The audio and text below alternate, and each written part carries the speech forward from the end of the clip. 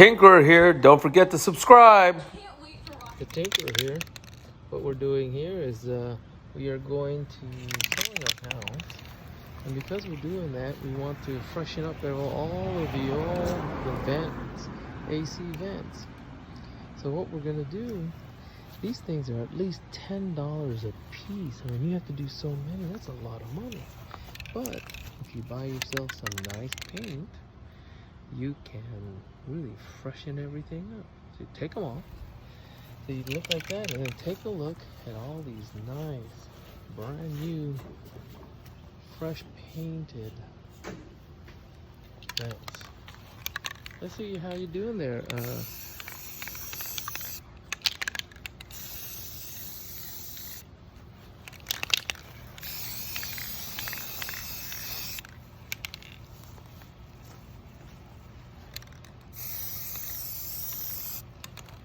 And then you can see the beautiful product, all nice and fresh.